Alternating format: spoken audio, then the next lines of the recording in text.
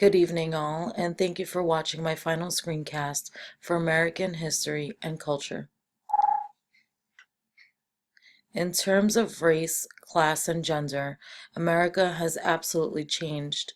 At the beginning of this course, I did not have much of an opinion about American history or culture. In the course of 8 weeks, I have learned a lot.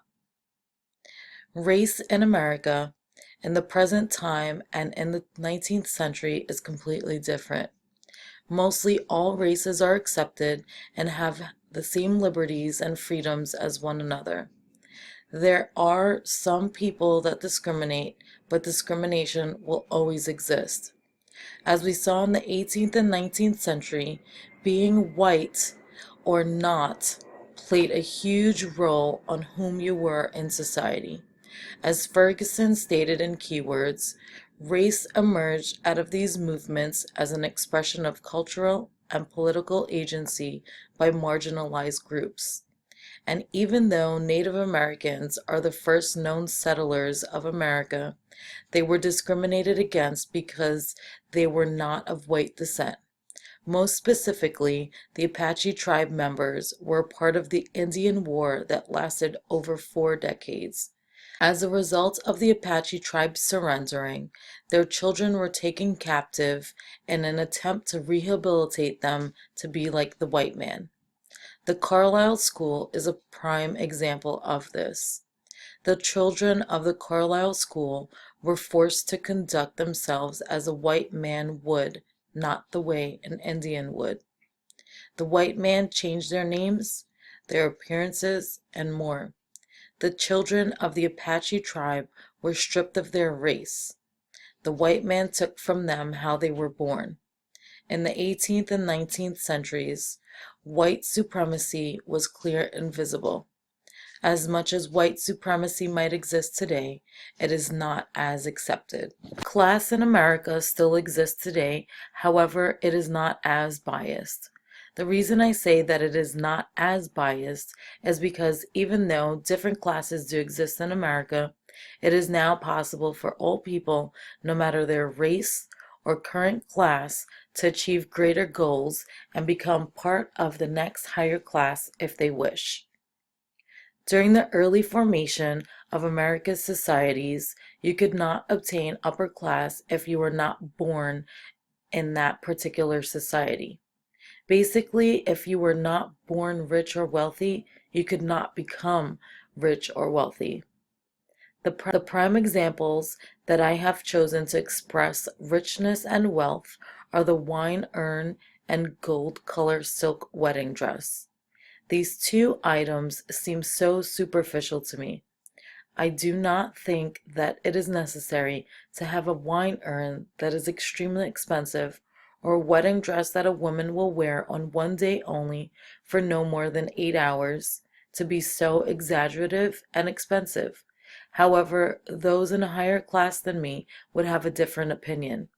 The wine urn and silk wedding dress are a symbol of which class the person belongs to based on the possessions that they have acquired. You can still see examples of people's riches and wealth because of media. Even though there are so many different classes in America, they are different than what they were early on. Nowadays, people that are less fortunate are able to go to school and receive scholarships to help them afford a higher education and with their higher education become productive members of society and reach for the stars. People in America are not tied down to only what they were born with or without. People are granted the freedom to make better choices and choose a better life for themselves and their families. Aside from race and class in America, gender also plays a huge part in America's historical change. Gender has been a topic in the 21st century. Primary reasons for this is because of gay rights and women's rights and empowerment. Gender has never been so controversial in the media until now.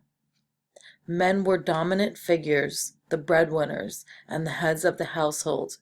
However, a lot of that has changed. In the movie clip of Princess Tam Tam, Josephine Baker is expressing herself.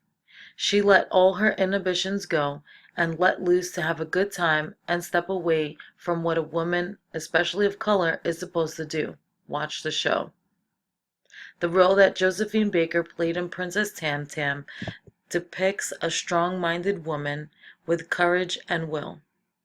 This behavior, if you will, was not typical of a woman in the 30s, 40s, and 50s. Women have been subjected to discrimination since the beginning of time. They were only thought of as the childbearers and the homemakers. Here you can see Josephine Baker in her breakthrough performance.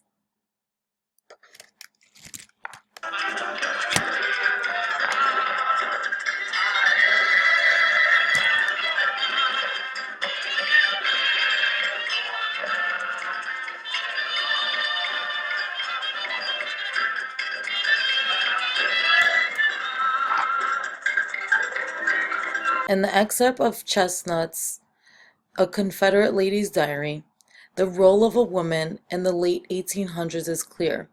Whatever the husband wants, the husband gets, and whatever he does is up to him. There was no 50-50. In this diary, Chestnut writes that she had to live with her husband and his mistresses and their children.